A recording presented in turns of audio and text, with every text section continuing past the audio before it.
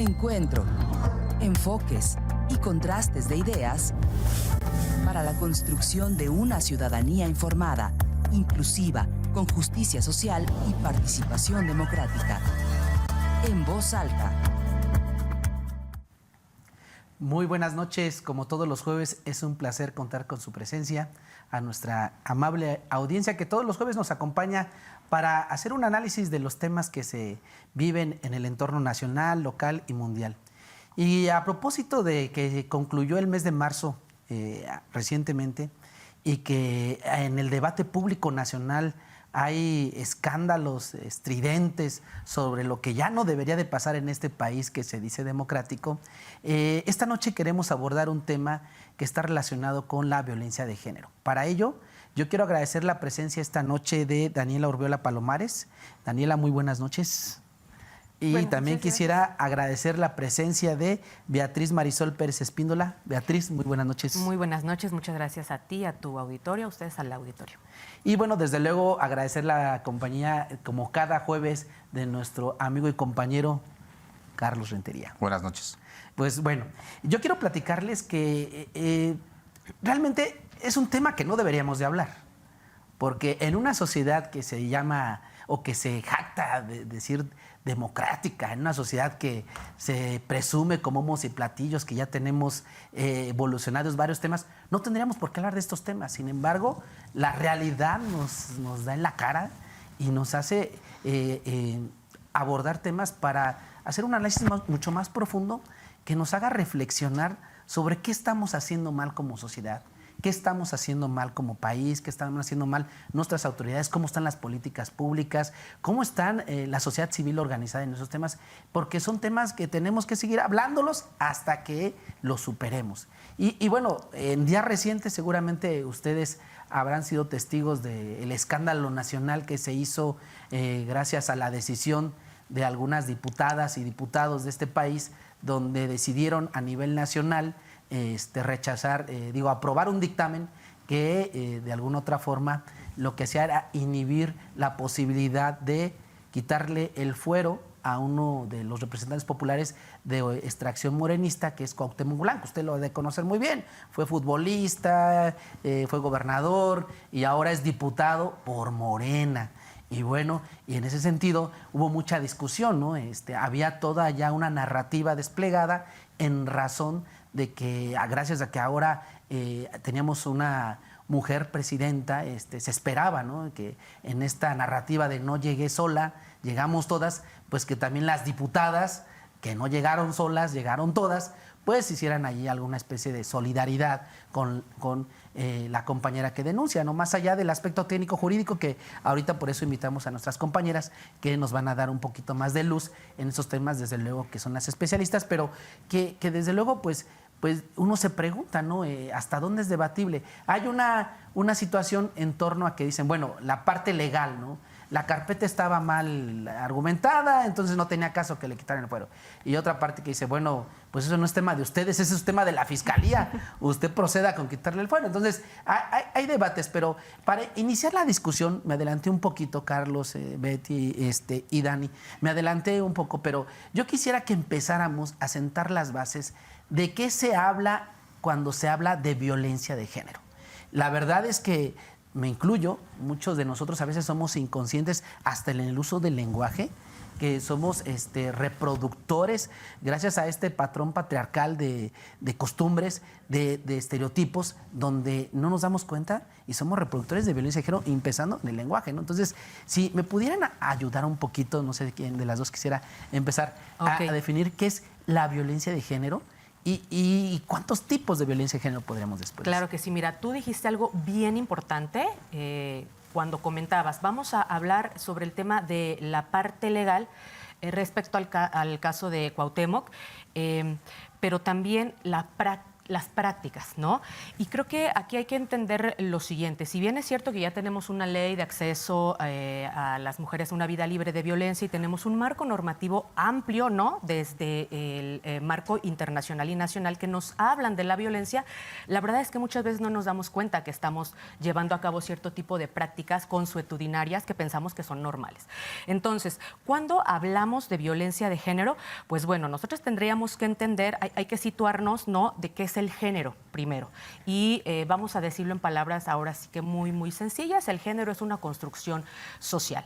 A través de la historia, a través de nuestras relaciones y nuestra genealogía, nuestra forma en que nos relacionamos como grupos y como sociedades, a las mujeres, por el simple hecho de ser mujeres, ¿no?, teniendo como base esta diferencia sexual, se nos asignan roles, ciertas conductas. Y en el momento en que las mujeres las rompemos, entonces transgredimos la norma, una norma social, no solamente una norma legal, porque bueno, yo como abogada, y no me dejarán mentir, incluso hemos tenido códigos estatales donde a las mujeres se les prohibían ciertas cosas, ¿no? O donde la violación entre cónyuges no era un delito. Entonces, la vemos no solamente en las prácticas, sino en la propia norma. Entonces, a través de estas relaciones de lo que es propio de unas mujeres y que es propio de los hombres, ¿no?, van sentándose los sistemas de poder, el religioso, el económico, el político, el jurídico. Y entonces vemos que mientras que los hombres son asignados en esta área de pueden hacer equipo, tienen el dinero, son los que hacen las leyes, son los que hacen las normas, son los que juzgan, son los fuertes, claro, los que tienen propiedad, pues las mujeres solo se van a limitar al ámbito privado. Y cuando las mujeres salimos fuera del ámbito privado es cuando empezamos a ser violentadas, porque estamos transgrediendo la norma, pero eso ya es porque está en este imaginario colectivo. Y eso es lo que hace más daño. Entonces, un poquito antes de que hablemos de los tipos y modalidades, es importante entender que en este cúmulo de prácticas y de normalización, si nosotras o como sociedad dejamos pasar estos espacios, sobre todo en el uso de las redes sociales, que insisto, es muy delicado lo que estamos viendo ahí, si le damos voz y apertura a personas que están llevando a cabo una agenda, ¿no?, de despolitización o contra la igualdad de género, donde se sitúan de los hombres somos esto y las mujeres son aquello y entonces somos enemigos, entonces vamos a perpetuar esta brecha de desigualdad. Entonces hay mucho, y yo creo que a través del programa lo podemos ir platicando, ¿no?, desde las políticas públicas, desde los marcos normativos, desde la acción de la sociedad civil organizada, que pudiéramos incidir para poder contrarrestar esta desigualdad entre hombres y mujeres. Sí, maestra, entonces cuando hablamos de violencia de género, estamos hablando de acciones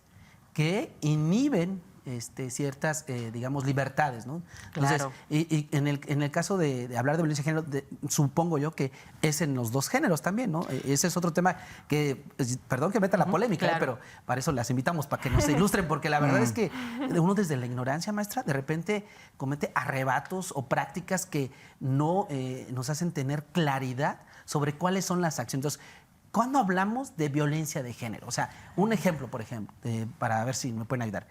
Un ejemplo de algo que podamos visibilizar como algo violento de género. Pues es que también tiene mucho que ver el contexto, ¿no?, histórico. Justo hablar de perspectiva de género es visibilizar toda esta opresión que históricamente se ha, pues, literalmente construido. Y tú hablas de acciones, ¿no?, como en el día al día, pero también, o sea, históricamente, ¿no? No es solo en el marco normativo, sino incluso cómo se construyen las ciudades, ¿no? O sea, quiénes son los héroes en las historias y quiénes son las víctimas siempre. O sea, es toda una narrativa que ya traemos bien canalizada hasta lo más profundo de nuestro ADN. ser. Ajá. Y entonces, pues justo como comentaba Bea, normalmente son los hombres quienes, pues incluso hasta físicamente, tienen ciertas ventajas, cierto poder económico, cierto capital social, ¿no? O sea, y cuando hablamos de perspectiva de género es justo visibilizar todas esas desventajas históricas que nos posicionan a las mujeres como inferiores de los hombres y pues sí, la violencia puede ser física, sexual, verbal, psicológica, hasta llegar a lo peor que es feminicidio, ¿no? Y claro que también una mujer puede ser violenta, pero justo al abordar la violencia de género es como, bueno, pongamos a contrapeso todas las ventajas y desventajas, y no por caer en una rueda de la opresión, pero de eso va. Sí, creo que un ejemplo básico, y a mí me encanta poner este ejercicio, ¿no? Cuando platico en los talleres o en algún espacio. Y nos pasó, Dan y yo veníamos platicando, es que nosotras cuando salimos a la calle ya venimos en un estado de alerta. O sea, si alguien se nos acerca es como de, híjole, ¿quién eres? O ¿qué pretendes? ¿Qué pretendes? Entonces, nosotras cuando salimos, yo hace algún par de años hice incluso una publicación que decía, tenemos 10 segundos para identificar contexto de riesgo, cuál es la salida para huir, cuántas personas o cuántos hombres están en esa esquina y qué probablemente me pudieran decir. Tengo 10 segundos para decidir si me cambio de acera o no. Y ese es un constante, y sobre todo en las mujeres muy jóvenes que vienen a las universidades o a cualquier centro de estudios. Entonces, si lo comparamos con los caballeros, los varones, quizá no tengan ese constante, ¿no?, de salir a las calles y pensar que hay un grupo de mujeres ahí reunidas. Le van a hacer algo, ¿no? Y que no nada más le van a hacer algo, sino que además pues van a opinar sobre su cuerpo, van a hacer cierto tipo de sonidos guturales, cierto tipo de miradas lascivas, ¿no?, que ya los van a incomodar durante todo el día. Y si ustedes usan transporte público, por ejemplo, pasan en ese ámbito de violencia, porque el ámbito es donde sucede, ¿no? Es violencia en la comunidad. Entonces pasan ese grupo de mujeres y se suben al transporte público. Pero en el transporte también resulta que una mujer, después de ver todos los asientos desocupados, va y se les antoja sentarse a su lado. Y que aprovecha además el movimiento del transporte del camión para ir metiéndoles la mano. O sea, y después ustedes llegan a su centro laboral y les dice su jefa que si no hacen cierto tipo de favores o dejan de hacer cierto tipo de acciones, pues estaría por considerarse su permanencia en el centro laboral, ¿no? Y si participamos en un ámbito de partidos o de poder, partidos políticos, pues bueno, también tenemos este tipo de características de violencias constantes que se perpetúan en todos los ámbitos. Ámbitos es la casa, el espacio laboral, nuestro centro de trabajo, el espacio universitario y el espacio comunitario, que de hecho Querétaro ocupa de los primeros lugares en violencia comunitaria a nivel república. Entonces, eso ya nos habla de estas diferencias, y a mí me gusta justo ponerlo en ejemplo para que nos vayamos un poquito más allá y entendamos pues qué son las violencias que pueden vivir niñas y mujeres en el Estado y en la República.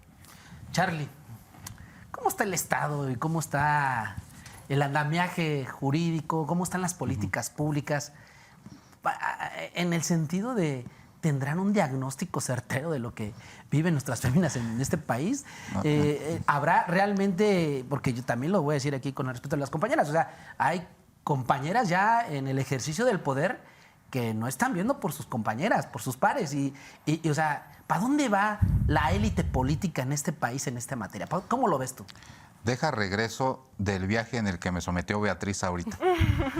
Porque sí, la verdad es que la escuché hablar y me imaginé. Es la primera ocasión que siento la empatía de decir, a ver, ya salió, camina en la calle. Todo como nos fue llevando en la imaginación de imagínense el día de una mujer, y ese es un día, y pues son 365 días igual. Hay una conducta que yo le pondría más al ejemplo que puso Beatriz. Es muy común que en la calle las mujeres no te regresen una mirada. Tienen prohibido regresar una mirada. O sea, parecería que hay una riesgo en que pase un varón, se te quede viendo a los ojos y le sostengas la mirada. Si entre varones a veces es algo común, es poco común el temor que sienten las mujeres al regresar una mirada. Le pondría nada más en ese tema de ejemplo. ¿Y en qué va la legislatura?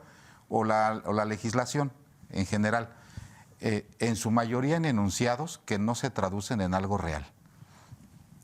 O sea, creo que hay una serie de legislaciones que han sido poco socializadas y menos implementadas.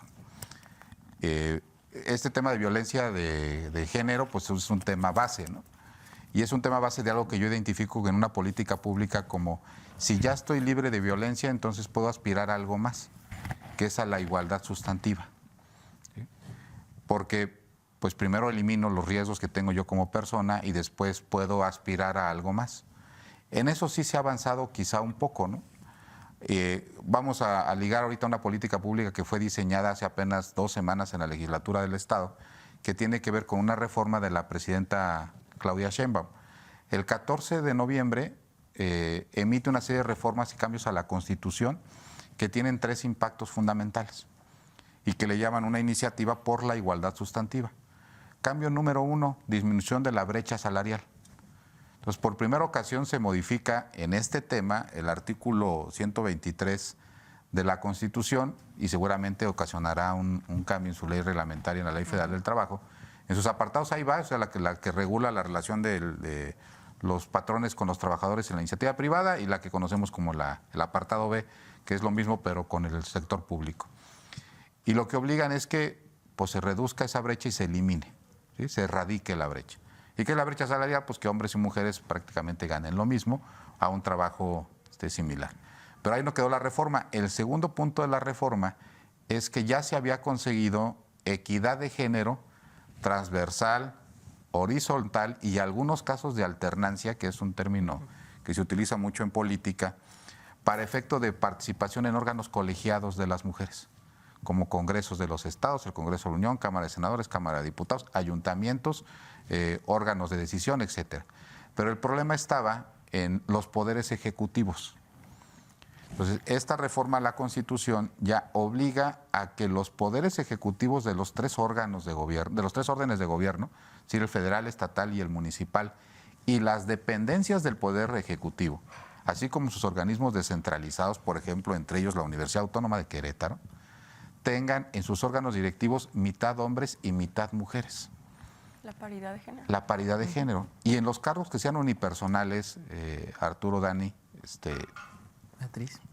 Beatriz, Bea, dicen Bea, Bea. ¿no? Bea, sean con alternancia. ¿Sí? Porque hay cargos que son unipersonales, ¿no? O sea, en este caso, pues la rectoría es unipersonal, la rectoría de otras universidades, la CEA es unipersonal, el cargo directivo. Entonces, en los órganos de gobierno, mitad direcciones, mitad hombres, mitad mujeres, y en el órgano principal, o sea, en el directivo, que haya alternancia, una vez que sea hombre y otra vez que sea mujer, ¿no? Pues me parece que es un avance importante. Y el tercero y no menos importante es que ya obliga a todas las fiscalías generales de los estados, que ya en su mayoría son organismos autónomos y no es que en todos, a que tengan una fiscalía especializada en violencia cometida en razón del género. Desde 2007 está esa obligación a nivel nacional. Pues ahora lo pusieron en la Constitución y ya no hay vuelta para atrás, ¿no? Que esperemos que funcione. A nosotras sí nos gustaría mencionar que sí hay siempre un antes y un después, ¿no? A ver, si recordamos esta famosa sentencia del campo algodonero, ¿no? Que fue justamente las recomendaciones que emite la Corte Interamericana de Derechos Humanos, le dice al Estado mexicano, a ver, tu obligación es sensibilizar, es capacitar, es transversalizar todo este tema de por qué a las mujeres hay violencia feminicida. O sea, ojo, porque la violencia feminicida es, en muchas áreas es como este iceberg, ¿no? Y la última, pues desgraciadamente, es este homicidio en razón de género. Y tienes que explicar y entender metodológicamente por qué están matando a las mujeres por el simple hecho de ser mujeres. Y a partir de ahí tienes que tener los mecanismos importantes de evaluación. Habrá que ver también en estas otras reformas, porque insisto, la política pública es importante tejer los caminos idóneos para la evaluación. Porque de nada nos sirve que tengamos unas reformas o una política pública y no pase después absolutamente nada. Entonces, bajo esa misma línea sale la sentencia del campo algodonero, luego sale la Ley General de Acceso a las Mujeres a una Vida Libre de Violencia. Hoy por hoy son 22 estados los que ya tienen la alerta de violencia de género. Querétaro no está entre ellos, pero hoy por hoy también se discute si la alerta de violencia de género funciona. Sí, yo tuve el gran honor de conocer a una de las que lideró la solicitud por violencia de género aquí en Querétaro desde 2007. 2008. La ingresaron en 2008 justo por 11 feminicidios que ocurrieron de enero a octubre de ese año y esa se ingresó en lo que en aquel entonces era la Comisión Nacional para Erradicar la Violencia contra las Mujeres, la CONAVIM, que hoy en día es la Secretaría de las Mujeres. Pero pues ya saben que en Querétaro no pasa nada, entonces no la reconocieron y desde el 2021 la Encuesta Nacional de Dinámicas y Relaciones en los Hogares reconoce a Querétaro como el número 1 en violencia en contra de las mujeres. Y qué importante lo que dijiste, ¿no? O sea, se aplaude, nadie niega que hay mucho avance en materia legal para una supuesta justicia de género, pero ¿de qué sirve que esté nada más todo escrito si eso no se materializa? Yo les puedo platicar desde el punto de vista arquitectónico que así como las leyes no son neutrales, pues tampoco las ciudades. Las ciudades y cada uno de los edificios se construye pensando en un hombre. ¿En qué necesita un hombre? Que según los roles de género nos dicen que los hombres son los proveedores. Entonces él como proveedor pues nada más va de su casita a trabajar y las mujeres en cambio tienen que cuidar que a las infancias, que a las personas de tercera edad, tienen que ya se enfermó. Entonces, toda esa triangulación complica muchísimo el moverse en la ciudad. Y justo como hablábamos del transporte público o en general la vida pública, ¿no? Las banquetitas tan angostas donde no tienes realmente oportunidad de si alguien se te acerca de reaccionar. Y entonces, por ejemplo, hablamos de las fiscalías, ¿no? Desde 2023 existe un documento que obliga al fiscal a cargo de garantizar la accesibilidad. ¿Qué quiere decir accesibilidad? Que cualquier persona, sin importar sus capacidades físicas, si escucha, si no ve, si cualquier cosa, pueda acudir con facilidad a la fiscalía. Pero ¿qué creen? Yo como denunciante, desde hace 3 años aquí en Querétaro, me consta que de noviembre a febrero no sirvió el elevador en la mera Fiscalía General de Querétaro. Entonces ese tipo de cosas a mí como arquitecta me habla de la poca importancia que le dan. Y también yo constantemente hago una crítica. Es que ¿de qué sirve que se siga ensanchando toda esta política pública en materia de mujeres si ni siquiera nos aseguramos que lo que ya está, lo que ya existe, funcione correctamente?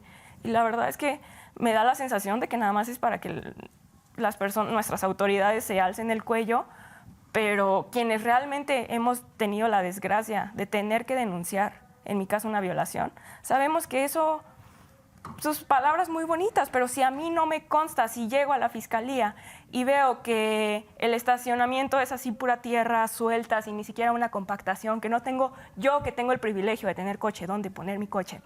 Y pienso en aquella mujer que tuvo, que a lo mejor, porque me han contado, mujeres que en la calle precisamente fueron violentadas y que tuvieron la fortuna de en ese entonces encontrar una patrulla que las auxiliara y las llevara. Pero si estás en la calle y alguien te toca y traes ahí los niños y te tienes que mover en camión, o sea, y todo eso es un estrés impresionante, que sí. ya no es solo la violación que sufriste, sino para mí, la verdad, me cambió la vida cuando todas mis esperanzas que tenía en el gobierno y en las leyes, me di cuenta de que pues nada más están de adorno, porque lo construido te habla, te hace sentir si les importas o no. Qué importante sería que, por ejemplo, en lugar de las típicas mesitas metálicas que encuentras en cualquier banco, que ponen en las fiscalías, pues te pusieran un cojincito bonito, colores más allá del blanco. Sí, claro. Sí, atención, de contención y de seguimiento. Y precisamente, maestra Bea, a ver, digo, para que sirva un poco de orientación también a nuestra audiencia, ¿qué hacer? ¿A dónde recurrir si yo estoy percibiendo que estoy siendo violentado en términos de género como varón o como mujer? ¿A dónde tendría que ir? ¿A una fiscalía? Yo sé que Dani y usted misma también participan en algunos colectivos. ¿Se puede acercar uno a algún colectivo, una de nuestras compañeras, a algún colectivo para que la acompañe en materia legal, por ejemplo? Claro. Si estoy siendo violentada psicológicamente o violentado psicológicamente, hay una política pública, Charlie, que me dice, hay este teléfono para que hables y ahí hay contención psicológica. O sea, ¿qué hacer? La gente que nos está viendo, ¿qué tendría que hacer? ¿Cuál es el paso 1? Claro. Mira, antes de responderte y plantearlo por acá, quiero puntualizar lo importante que es que hoy Dan y tu servidor estemos acá. A mí me encanta compartir espacio con Dan porque mientras ella como arquitecta habla de toda esta construcción arquitectónica que tiene que ver con el derecho a la accesibilidad, ¿no? Que está enmarcada en la Convención contra la Eliminación de Personas con Discapacidad, que de ahí nacen las relatorías especiales que hablan del derecho a la accesibilidad, yo les puedo hablar de la justicia jurisdiccional. Entonces tenemos el derecho al acceso y una vez que ya llegamos, una vez que pasamos por todas esas barreras, pues ahora sí que nos digan el derecho a nuestro favor. Entonces hay que tener como eso siempre bien en claro. ¿A dónde podemos acudir cuando somos víctimas de algún tipo de violencia de género? Algún tipo de violencia psicológica, patrimonial, física, sexual, en cualquier otro ámbito. Pues bueno, vamos a empezar como desde las instituciones, porque siempre decimos nosotras que las colectivas y las organizaciones pues no tenemos que subsanar el trabajo que le toca al Estado. Entonces, aquí en el Estado hay que identificar que sí tenemos la Fiscalía número 4, que es la que se especializa en temas de violencia hacia la mujer. Está sobre Pasteur. Sur, casi a la altura de Centro-Sur, o del Libramiento Centro-Sur. Está muy al sur. Sí, de hecho, yo recuerdo que las primeras veces que fui a esa unidad, pues alrededor prácticamente no había nada. O sea, tú querías salir a comprar un agua. Si no era por las gentes que llegaban y vendían cositas ahí, que llegan con su canastita, pues tenías que bajar, caminar varias cuadras pues, para encontrar una tiendita y comprar algo. Y espérate, si en ese momento te hablaban. Porque evidentemente tú llegas, estás en una lista. Gritan tu nombre para que cualquier persona, ¿no?, ahí se entere de que ese es tu nombre. Claro, entonces ahí es donde puedes denunciar. Ojo, aquí hay algo muy importante. De acuerdo al artículo número 1 constitucional, todas las autoridades en el ámbito de sus competencias están obligadas a promover, respetar, salvaguardar los derechos humanos. O sea, es decir, yo puedo llegar a la Secretaría de las Mujeres, porque fui víctima de violencia sexual, y la Secretaría de las Mujeres tiene que brindarme el acompañamiento y una correcta canalización.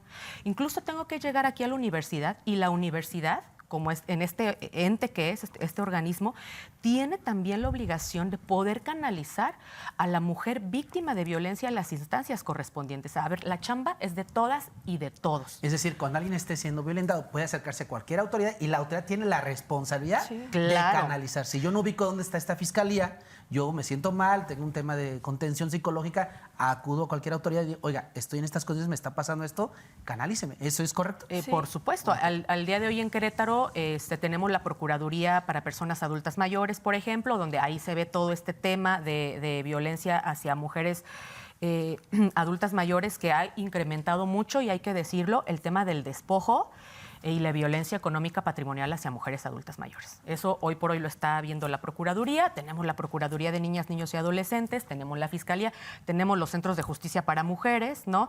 Que ahí hay una suerte como de vinculación y ejecución de políticas públicas.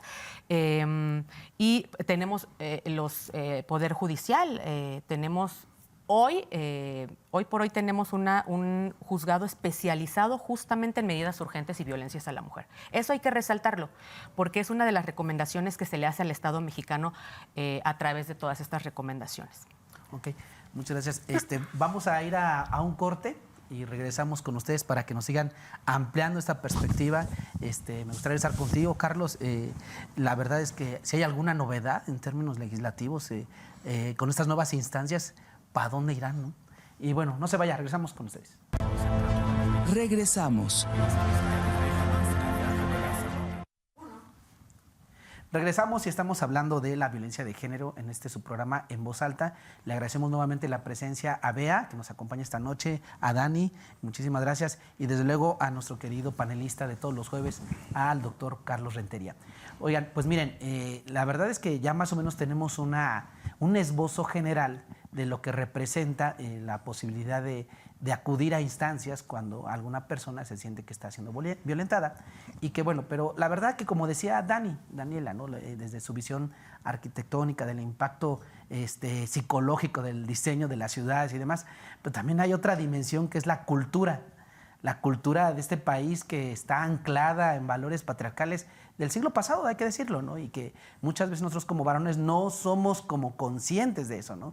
Y precisamente en estos días, le pediría a producción que pusiera uno de los videos para que usted sea testigo de esos patrones patriarcales a los que nos referimos y de cómo rayamos en la insolencia, cómo rayamos en la ignorancia y que desde luego nos hace falta mucho como sociedad. Y Carlos, que nos dé esta opinión de esta clase política, ¿dónde anda, no? Corre video, vea usted lo que acaba de declarar un exgobernador del norte del país, político, en este tema que estamos hablando, que iniciamos el programa de Cuauhtémoc Blanco. Nada más chéquese, un ejemplito. Ya lo fusilaron, ya lo colgaron, ya es culpable. Sí, pero en un país democrático todos son inocentes hasta que les prueben lo contrario. Entonces a Cuauhtémoc primero tienen que probarle pues, que intentó violar a la hermana, que no está muy violable, que digamos. 3, 2, 1. Charlie, vea, Dan, es el colmo de nuestra clase política con expresiones de esa naturaleza. O sea, yo entiendo que somos ignorantes, pero alguien que se dedica al ámbito político, antes de salir a dar alguna declaración, una leidita y hay unas tarjetitas que nos ayudan, ¿no? ¿Dónde anda nuestra clase política, Carlos? Bueno, primero hay que decir que es el exgobernador Manuel Cavazos Lerma, exgobernador de Tamaulipas, si no más bien recuerdo, ha sido en los 90s. Entonces, más o menos es la generación y ahorita lo acababan de reciclar en el Comité Nacional del PRI y creo que entiendo que después de esta declaración lo destituyeron de un cargo partidista, ¿no? Pues esto es lo que hoy se hace público, lo que se dice en privado. Esa es la realidad. Ojalá fuera una declaración hecha para la prensa y para llamar la atención. Simplemente está diciéndole en un micrófono lo que se comenta en privado, porque seguramente no fue la primera vez que lo dijo, ¿no? Entonces aquí pensó, yo creo que no iba a trascender, desafortunadamente para él y afortunadamente para la sociedad, cada vez lo que hacen nuestros políticos va a la esfera pública, ¿no? Sí. En la primera parte del enunciado, pues tendría razón. Es decir, bueno, creo que hubo una gran confusión con el tema de Cuauhtémoc Blanco sobre lo que se estaba discutiendo exactamente en ese momento. Porque trascendió que lo que se estaba discutiendo era si se le quitaba el fuero o no, y apenas era el inicio del procedimiento. O sea, podríamos entrar más adelante en el programa un detalle de 2 minutos qué es lo que estaba sucediendo, pero desafortunada la declaración y creo que ya tuvo la sanción y la reacción inmediata, ¿no? El comité de su partido pues determinó separarlo, ¿no? Y creo que este tipo de conducta pues cada vez va a ser más penada en la medida que también se vayan haciendo públicas. Pero Dani, ¿hasta cuándo? ¿Para dónde va? O sea, yo la verdad es que valoro mucho el trabajo que hacen las colectivas, en donde están ustedes y otras tantas en el país, pero ¿cuánto nos falta, Daniela, para que entendamos cómo sociedad, no solamente los valores, porque también hay compañeras que reproducen esos valores patriarcales, ¿eh? Sí. O sea, ¿hacia dónde vamos? ¿Qué falta? Tiene que ver con, yo lo veo, ¿no? Mucha gente, a mí yo doy clase en la universidad y a mí me molesta mucho que algunos colegas orgánicos que cobran con la derecha y pegan con la izquierda critican mucho a estas nuevas generaciones, ¿no? De que hay generaciones de cristal, no sé qué, las estigmatizan. Y yo veo que tienen una ventaja enorme sobre nuestras generaciones, ¿no? Que ya no son permisibles de cosas que nosotros fuimos como creciendo de manera natural. Pero, ¿qué nos falta? El tema es la educación, el tema, ¿por dónde podemos atajar un poco, Daniela? Pues hay muchísimas formas, desde cuidar nuestro lenguaje, ya estemos en público o en privado, o sea, para que alguien, una figura pública, un servidor público, se sienta con la confianza de hacer ese tipo de declaraciones, creo que es el máximo ejemplo del nivel de impunidad con la cual sigue habiendo violencia de género en México. Exacto, ¿no? Desde cómo nos expresamos, qué permitimos, ¿no? O sea, y pues qué bueno que salió a la luz, de cierta manera, para que precisamente nos invite como sociedad a reflexionar y justo, o sea, no normalizarlo, qué importante ahorita sacarlo a tema y decir, oye, esto está súper mal, ¿cómo te atreves a hacer ese tipo de comentario? O sea, no puede ser que clasifiques un acto tan atroz de acuerdo al aspecto físico de la víctima, de quien denuncia, ¿no? Y pues vea, ¿qué más podemos hacer? Híjole, cada que me hacen esta pregunta, la verdad es que a veces mis opiniones son entre, no sé si utópicas, pero con cierto fundamento. Y yo siempre digo, tenemos que ser soberanas y soberanos en el país. tenemos que tener, número uno, soberanía alimentaria. Y me van a preguntar, ¿pero por qué cómo se relaciona la soberanía alimentaria con la igualdad de hombres y mujeres? ¿No? Muchísimo tiene que ver. Muchísimo, porque en la medida que nosotros, como país, nosotras, estemos atendiendo a ciertos modelos políticos, económicos, que son violentos por sí mismos, que son individualistas por sí mismos y patriarcales en todas sus esferas, entonces, pues evidentemente, pues no vamos a poder tener después esta soberanía para poder reconstruirnos como sociedad. Entonces, yo siempre digo, hay que cambiar todo. Tenemos que cambiar modelo económico, tenemos que cambiar modelo político, tenemos que cambiar el modelo en cómo nos relacionamos. Hoy por hoy hay una gran preocupación de que las personas ya no se están relacionando en el día a día, en el tú a tú, ya no se ven a los ojos, ¿no? Ya no nos miramos, no nos escuchamos, lo vemos a través de una pantalla y eso, queramos o no, despersonaliza a la sociedad. Y otro factor que nosotras siempre apuntalamos como colectivas es el tema de la pornografía y cómo está impactando a las nuevas generaciones, porque vemos que es toda una cultura pornográfica y violenta. Y cuando vemos las cifras y vemos esta preocupación, ¿no?, de que ya tenemos a niñas y niños viendo este material a partir de los 8 o 10 años, ¿no?, que es un material que dista de la realidad, que además es evidentemente violento, es impresionante. Deshumanizante. Hay estudios que reflejan que los niños que empiezan a consumir este tipo de contenidos posteriormente se vuelven violentos en sus relaciones, ¿no? Y entonces ya tenemos ahí un factor de política pública que atacar, pero tenemos que hablar de eso y casi nadie habla porque es un tabú. ¿Y cómo nos vamos a meter con las infancias y temas relacionados a este tipo de situaciones? Entonces son muchísimas cosas que nosotros pudiéramos hacer, desde las pequeñas prácticas, como lo que está pasando al interior de los partidos políticos, hasta las políticas públicas de gran calado.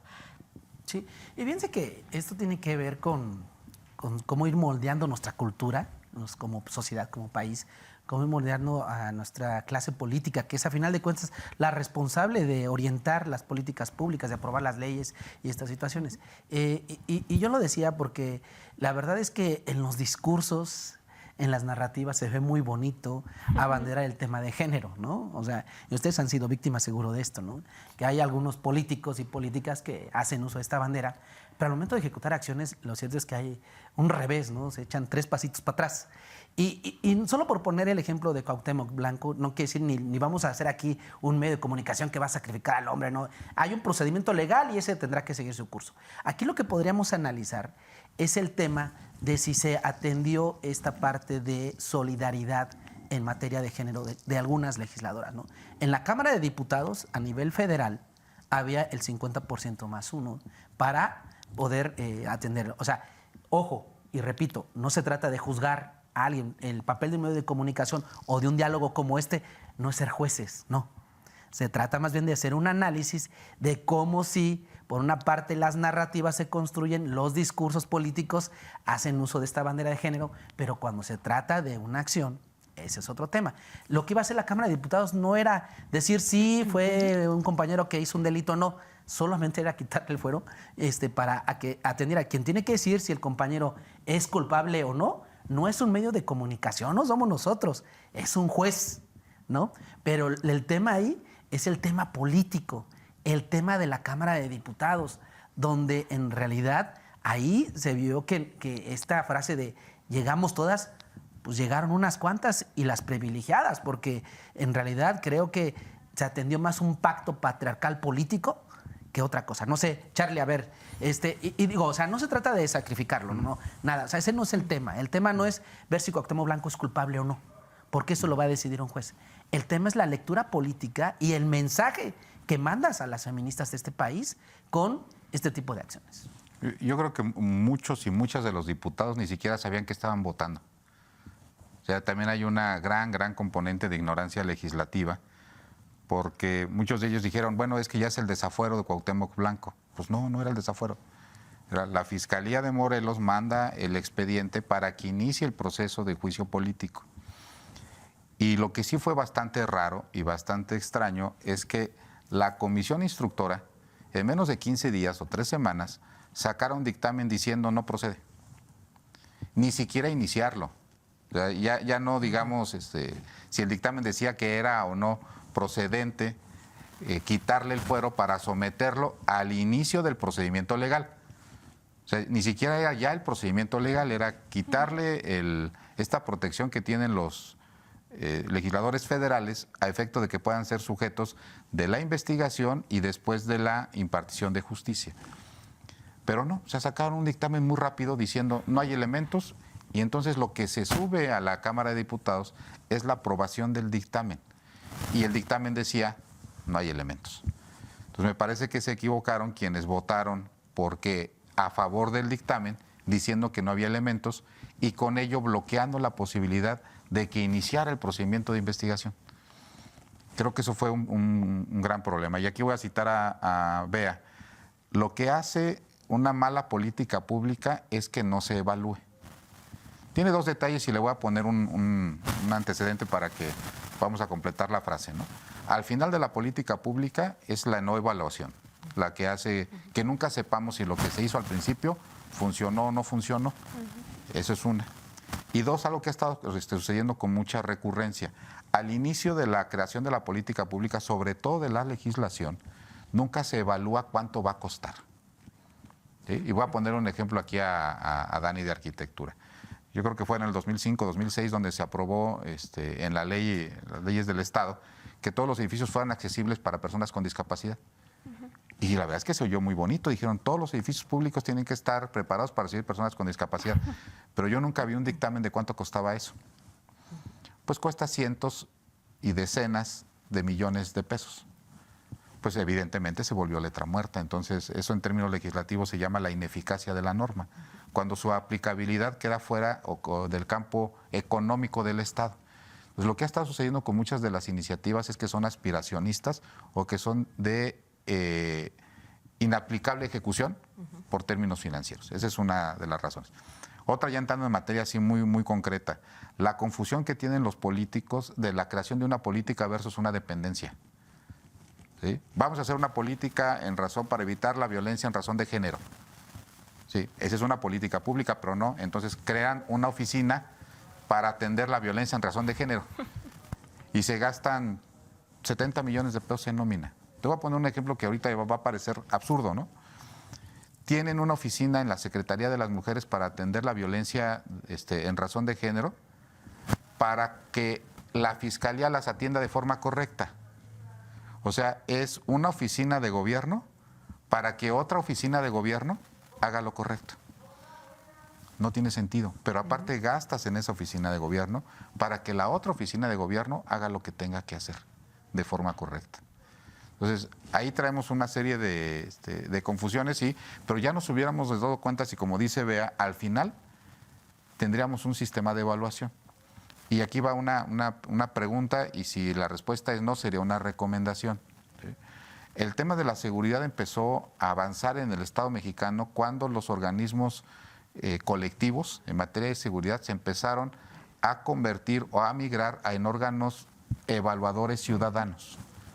O sea, no solamente decían qué es lo que estaba mal, sino generaba una serie de indicadores que le decían a la autoridad, esto está mal y por esto está mal.